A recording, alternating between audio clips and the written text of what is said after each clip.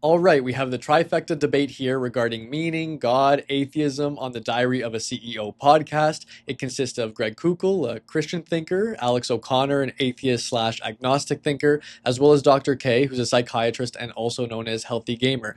In this particular segment, they're talking about meaning and if it's necessary. We'll let them get to it and then we'll explore some more thoughts from there. So let's get straight into it. What's naturalistic mean? Naturalistic just means nature, and that's all there is, basically. So you have molecules in motion, largely governed by natural law. There is no outside transcendent anything. There's no immaterial anything, certainly not an immaterial God that has started the process and sustains the process and gives life meaning. There either is meaning objectively or not, okay? If not, then it's up to us. For example, a moment ago you said, Okay, I'm going to let Alex get to his point here right away. I just want to highlight that Greg is not defending naturalism or its positions. Of course, with the Christian doctrine and his Christian background, he believes that there is an objective meaning that is shared with and amongst humanity. But I just further want to outline that naturalism is, of course, that the processes, the molecules, the things that we can observe empirically are all that there is to reality. That is the position. Again, if we look at this cup, for example, it is only bound by how it is understood scientifically, and that even matters, such as the mind should be viewed in such a scientific way as well, and empirically. Of course, the rebuttal to that from Greg's perspective would likely be something along the lines of, well, the properties and the teleology of such meaning of the cup, what it represents and symbolizes, is not present in the cup itself or its molecules, so there is something that is shared upon it or imposed on it, or that God had decided, and this goes at the level of humanity. That the things that we experience, that we do, the meanings aren't present in the objects or in the properties of the things in themselves, the experiences in themselves, but rather that God had shared some divine inspiration to insert meaning into the world and to our lives. But let's get right to it. if there is a creator God who brings us into existence, then you are designed and you are given purpose by God. And I think we need to investigate this a bit further. Because, for example, a quite sort of boring and overdone debate at the moment is the extent to which we are engaged in the production of potentially artificially conscious agents with artificial intelligence The AI technologies. slop, you hear it everywhere. And there's all this discussion about whether or not these things can be conscious, like, whatever. Let's just suppose for a moment that they were. Let's suppose that I created an artificially intelligent machine and I gave it a purpose, and that purpose was to produce paperclips. And because of the development of artificial intelligence technology, it became conscious in a recognizable sense. It had an interior sense of self. It sort of had, say, feelings or emotions about the world. But it is just an AI robot whose entire purpose in life is to make paperclips. Now, I could say that because that AI was designed by a creator with a purpose that was explicitly given to it, that that life is meaningful. But I think it would seem to most people that a life whose meaning consists in creating paperclips is not sufficient, is not enough to address what people really want. It's not just some kind of purpose. It's not just even some kind of purpose which is given to you by an authoritative creative source. Can I respond? It's something which is further than that. Yeah, but if I can just relate this to the God question, the problem that arises is that you have to answer the question of why God infuses life with the meaning that he gives it. It's either something which he has sort of arbitrarily plucked up and chosen to create, in which case we have this problem of arbitrariness, or no, or in fact, there is some reason why God had to give us a particular kind of meaning that's endemic to the human condition, that he had no choice but for that meaning, that more important kind of meaning, to be given to human life. But if he was beholden to that, if he had to give us a particular kind of meaning, it seems like there's a standard of meaning which exists outside, outside of God. So I'm not sure, in other words, the mechanism by which being created by someone who says this is your purpose would be fulfilling in the way that people want it to be. The reason the paperclip... I'm going to let him respond, of course, a couple of thoughts off the top of mind right there. It's interesting because, so Alex is talking about this divergence, or rather this polarity between, let's say there is a meaning or a God, and the meaning that God does impose on humanity, and it's either that of arbitrariness, just random. He says that, okay, humans exist in the universe and we're going to make sure that they have this type of meaning. Let's, again, if God was speaking those words.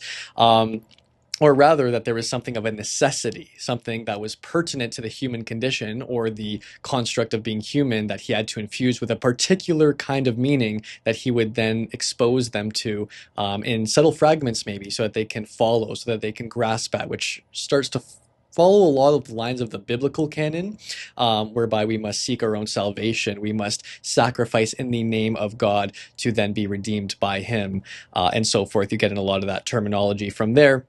And a lot of Christian doctrine, of course, seems to fall into the latter, that it's not just arbitrary, but it's also more so on the, that's not arbitrary, of course, but it's, of course, leaning towards the side that there is a meaning that is imbued within the human condition, and particularly ourselves. And I know there's a very common contention with that, which you may very well be familiar with, which is if there is a meaning, a direct and explicit meaning that God has bestowed upon us, then there also might not be, or might not be even the possibility for free will, while free will exists under the Christian dogma.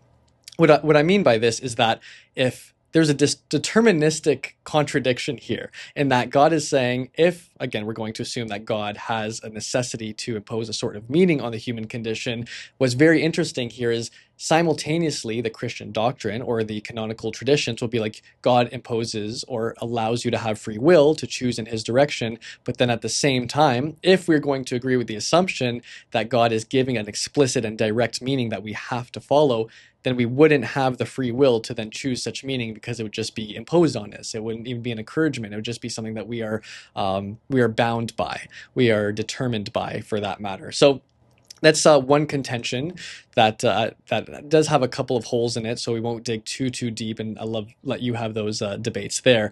But what I find also interesting is something I want you to keep in mind during the rest of this debate and this segment is we talk about meaning, and Alex makes a great point talking about the paperclip with like an AI agent, for example. It's not just the meaning in and of itself that we're searching for, that we're yearning for so desperately. It's actually the significance of such meaning that we're searching for. And that's the disparity between being someone or something that just creates paperclips and technically does have a very distinct and clear meaning, but that it would not be sufficient in our idea of transcendence, in our idea of meaning in a significant way. And I think that is what becomes incredibly, I think, pertinent, and I think really useful to dig into when exploring what it really is that we're asking of ourselves when we say, what is my meaning? What is our meaning collectively? But let's see the rebuttal here, because I would love to tackle some more. Illustration doesn't match is because it seems to me that you're subtly taking the thing that's conscious that makes paper clips and comparing it to a human being. Mm-hmm. And for human beings who seem to have a different purpose, I would argue, be consigned to make paper clips, well, that's dehumanizing to them. Mm. But if you have, just to that's follow fair. Your illustration, if you have a creator that makes something for a reason that the creator has in mind, then it's fulfilling its purpose perfectly, For a human being, that's not going to be satisfying, making paper clips. And a lot of people who are making paper clips Yes. are not satisfied with it, okay? I don't think it's arbitrary if God is making something for a purpose. If God decides that he wants to make creatures to be in friendship with him, because this reflects his loving character, and that purpose is to be in friendship with him, I don't see how that is somehow negligible or arbitrary at all. I guess you could have said that God could have done otherwise, but his love and desire for communion is seen to be an adequate explanation for that. This is fascinating. So my first question is, what's the point of this conversation? Yeah, this is cool. As Dr. K steps in brilliantly, and really, in some ways, breaks the fourth wall, because it tries to bring us back into like a practicality of the argument, and we kind of get too much into the depths of the hypothetical, the conceptual, which sometimes might skew us from actually thinking critically. Of course, there are pros and cons to any formal way of thinking. You can't apply it to every single situation, but nonetheless, I think it's really cool that he just kind of breaks that barrier there. But anyways, all this to say that I think that's something that was what was on all of our minds is, what is the direct implication of whether or not God has imposed a meaning and if it is arbitrary or not. And I think a lot of it goes back to what we were just saying, how that it actually reflects a free will or a deterministic way of looking at the self and the world, and how we search for meaning. If it's something that we have been granted, if it's something that we have to search for, or if there's meaning in just the search itself, right? Which is what a lot of positions which is a position that many people also take, that it's not about the actual meaning that you're searching for, but it's in the process of searching for the meaning that is meaningful. It is that pursuit itself. But I really like how that there's this background to actually take a step back for a second. And I'm very curious what your questions and thoughts are. And some questions that come to mind for me are essentially, is there a difference between the individual meaning that one may experience in their life and the meaning of the collective whole of humanity? Did God, if he did impose such meaning on humanity, are those one and the same? Is the meaning for one also contributing to the meaning of the whole? I'm curious if under these terms and under these assumptions that those would be the same thing. And secondly, if it is necessary for there to be such meaning as a part of the human condition, why does there need to be a God involved in that process if it would just be a natural emergent quality of human organization in the first place for us to seek that meaning? So many different ways that we can go here. I'd love to hear what Dr. Case says, so let's keep going. Yeah, so I think that the ultimate answer that we're looking for is, it appears that the numbers around purpose and meaning are fluctuating at this moment in time. A lot of people are turning back to religion, as Alex we were just chatting about a second ago. And I guess there's two questions, which is one, understanding why that's happening, why there's this fluctuation, why we're seeing a mental health crisis around purpose and meaning. And the second is to try and figure out if there's a truth one can arrive at. If there's an objective truth that exists. Yes. It's a good way to put it. So for y'all, I'm curious, when y'all show up here, like, what is the purpose for y'all showing up? Literally trying to discover, like, it's the stated purpose. Right? Sorry. First of all, it is a really great question. Something that just popped into mind very quickly is we need to be very, very careful because we use a lot of the same terminology to describe different phenomena. The purpose of the action, such as attending this podcast or joining this conversation, is a very different question from what is the purpose or meaning in one's life. Even though they might sound the same and we're literally using the same words to describe that, there's a weird sleight of hand that often happens when we describe purpose or meaning, in that we say, oh, this is my purpose. This is my purpose to get up every day and do this. And that could be very different from, again, that significance that we're seeking or what that purpose is doing for us psychologically, emotionally, spiritually, and so forth. But again, still a great question from Dr. K, just something I want to relay in terms of what it is that we're, again, asking ourselves when we're seeking meaning or purpose and so forth. Literally just artificially given purpose by being designed in a particular way. We're going to get together and we're going to have a conversation and see if we can figure out that makes sense. This meaning stuff. Right. Awesome. And by the way, like, we're not going to solve that problem. I think it's worth pointing out that, like, these conversations have to be exploratory and subjective. If anybody thinks that the four of us sat at this table are going to solve the meaning crisis and give people a 5-step guide to finding meaning in their life, and that will be the sort of case closed, then they're delusional. I don't know if I agree that we can't find an answer. Let's go. We'll talk about Well, this is what I wanted to speak to. Obviously, we're talking about this broader issue of meaning and purpose, all right? And as I mentioned earlier, there either is an objective one or it's only subjective, okay? If it is an objective one, this is about the most important thing that anyone could ever find out about their life, if they were created for a reason. In my view, the reason I'm here is because I'm convinced that that's the case, and I'm willing to give reasons why, okay? But I don't think I'm sympathetic to the concern that you can't sit around a table and in 2 or 3 hours solve the problem for any individual, because people going through the process of trying to figure these things out, it takes a long time as they put the pieces together. But I think there's a lot of people in the world that think they have put it together and they've come to conclusions about ultimate meaning and purpose, and they don't come to my own conclusions, but many have. So what I would hate to do is to leave people with the feeling like we can all search and the glory is in the search, but if you think you found the answer, then you haven't. Of course, this to me is a nihilistic enterprise then. I think it's possible to come to conclusions. Yeah, I think so too, to be clear, but I think what I'm trying to say is this will be something that one will experience for themselves and will discover for themselves in their own life. It's not going to be something that, there's that old, was it Linchi, the sort of the Buddhist koan that says, if you meet the Buddha, kill him. The idea being that, if you think that the kind of enlightenment which is necessary to spiritual fulfillment can be found through some kind of guru, you're missing the mark. It's something that you need to do for yourself. But isn't that statement itself meant to be a truth about spirituality that you can actually count on? Can I jump in? I just wanted to make sure I understand y'all's point. So you're saying, Not to cut Dr. K off once again, we'll let him get to his point, but it is a good breaking point here. It's very interesting. I do think this is the fundamental debate, and this is precisely why I wanted to tackle this personally.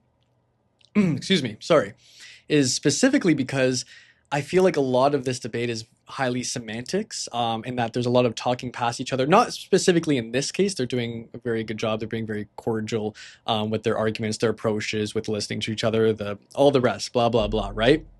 But in terms of the fundamental argument between what meaning is and where it comes from, and especially when you have an atheist perspective and a theist perspective, it tends to be a lot of, oh, there's no meaning.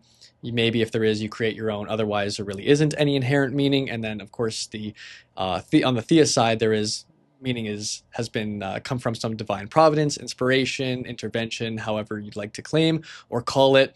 And you really can't question it further, but it is an experience. And even when the atheist, let's say from an atheistic perspective, is going on and saying, well, you know what? There might be meaning, and I think that I could experience some sort of spiritual transcendence, and I think that I could be accustomed to these ideas of understanding that there's something outside of myself that brings me meaning and purpose, that's not at all narcissistic, but it really extends beyond the bounds of my faculties, my capabilities. That is technically still atheistic because it's not including a God element. It's not injecting God into the equation, saying, well, then that meaning, whatever it may be, let's just, keep that arbitrary for now.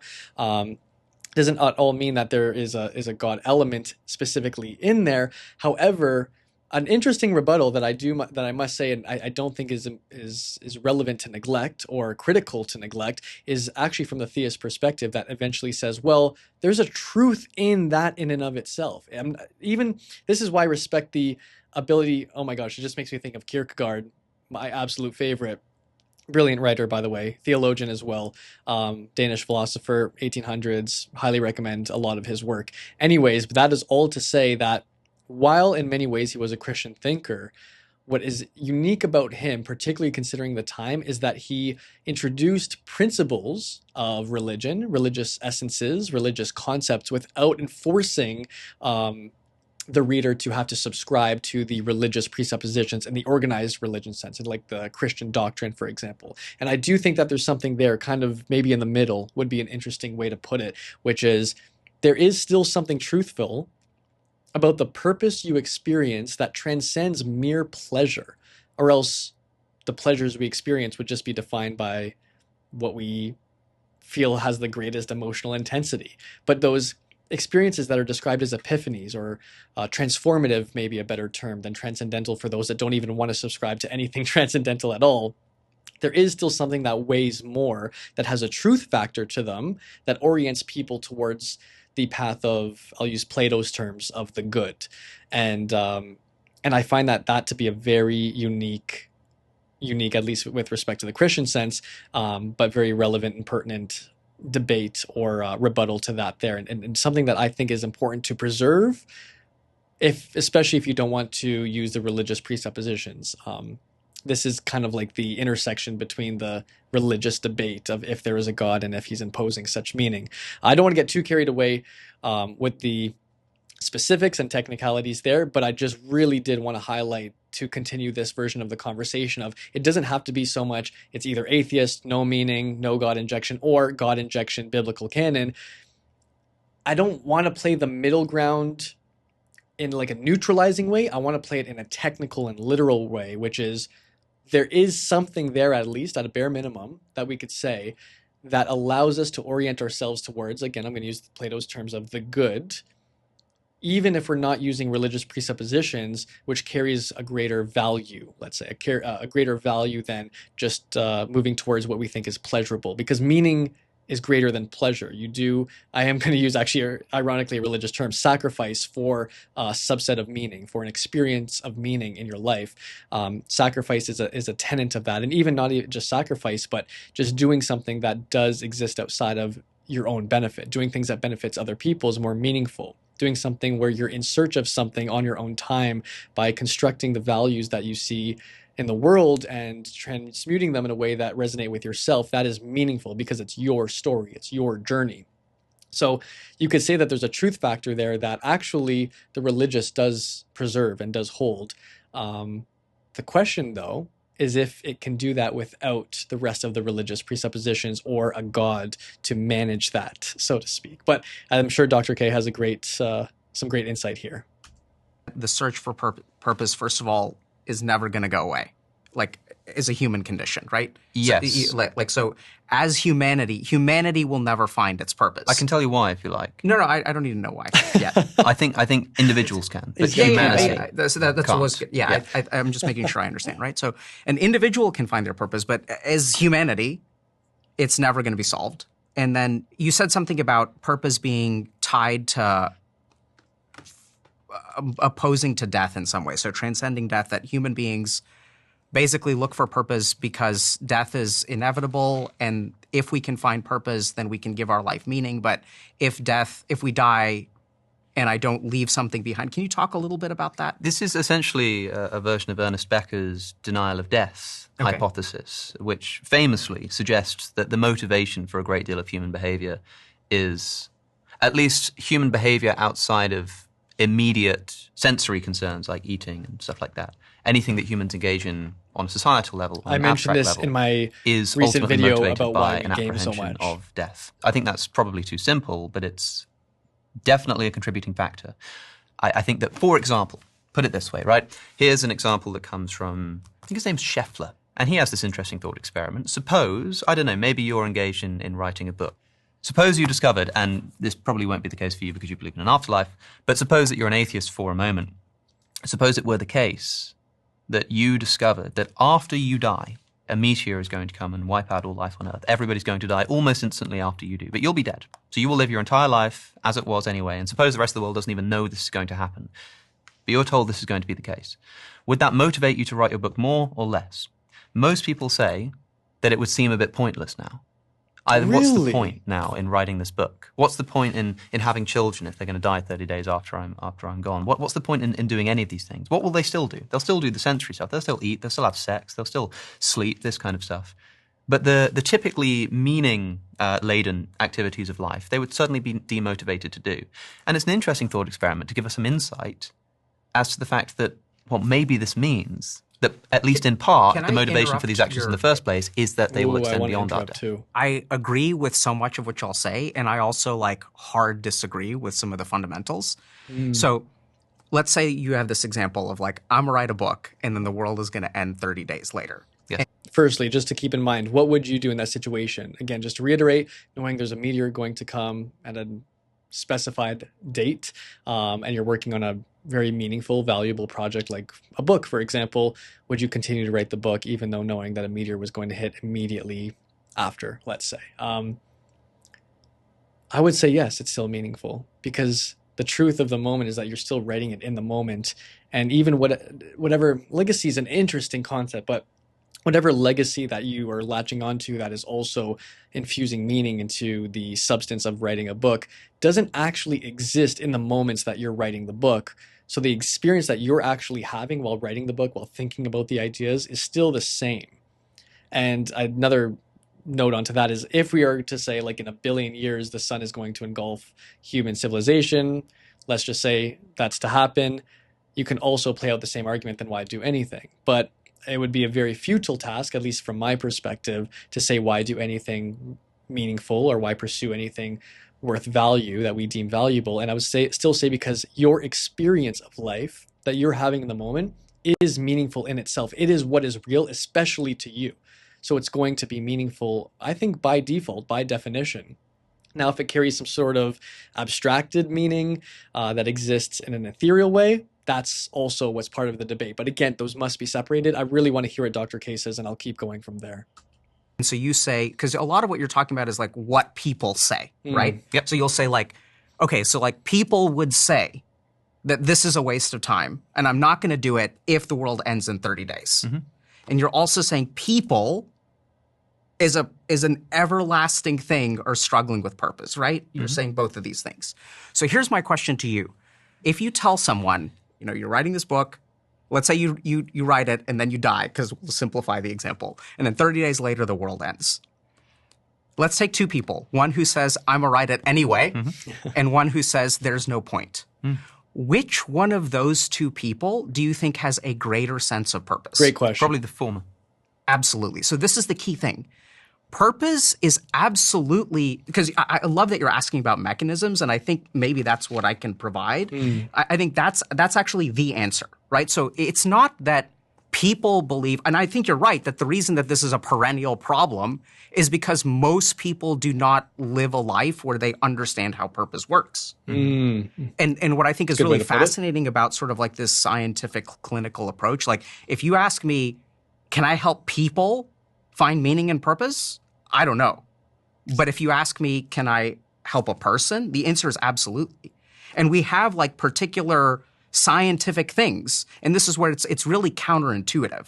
So a big part of like finding purpose is doing particular things. And if you do those things, the likelihood that you will increase your sense of purpose in life, which is another thing that's very counterintuitive to people, purpose is not binary. It's quantifiable. It's like a scale.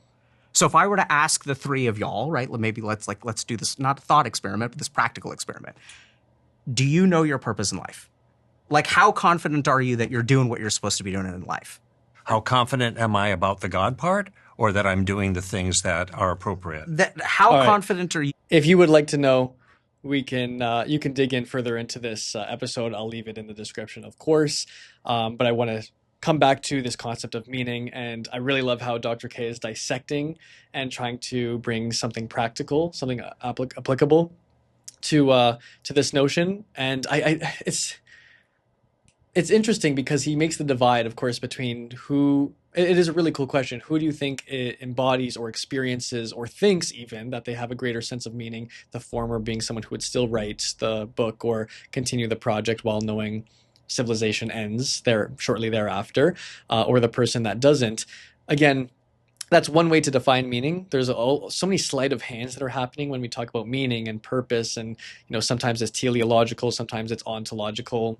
It's going to be very hard to pinpoint, and I understand you can only have so many conversations at once. You know what? Let's get right to the point. Let's dig right to the source.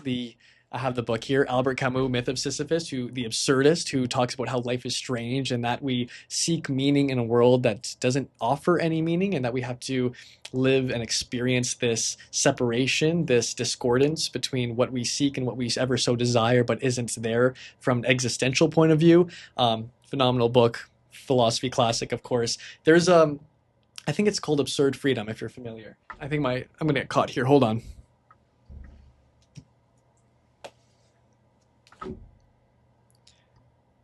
So we have Camus' Myth of Sisyphus. I actually want to read this out to you because I think he does so in such an eloquent way. It is Absurd Freedom. Let's see. Okay, found it. Here it is. I'm just going to read this section out to you guys. From Absurd Freedom of the Myth of Sisyphus. So, now the main thing is done. I hold certain facts from which I cannot separate. What I know, what is certain, what I cannot deny, what I cannot reject. This is what counts. I can negate everything of that part of me that lives on vague nostalgias, except this desire for unity, this longing to solve, this need for clarity and cohesion. I can refute everything in this world surrounding me that offends or enraptures me, except this chaos, this sovereign chance, and this divine equivalence which springs from anarchy. I don't know whether this world has a meaning that transcends it, but I know that I do not know that meaning, and that it is impossible for me to just now know it. What can a meaning outside my condition mean to me? I can understand only in human terms. What I touch resists me. That is what I understand. And these two certainties, my appetite for the absolute and for unity, and the impossibility of reducing this world to a rational and reasonable principle, I also know that I cannot reconcile them. What other truth can I admit without lying, without bringing in a hope I lack, and which means nothing within the limits of my condition? Just encapsulated all of that. All of everything I said, everything Dr. K, Alex, Greg.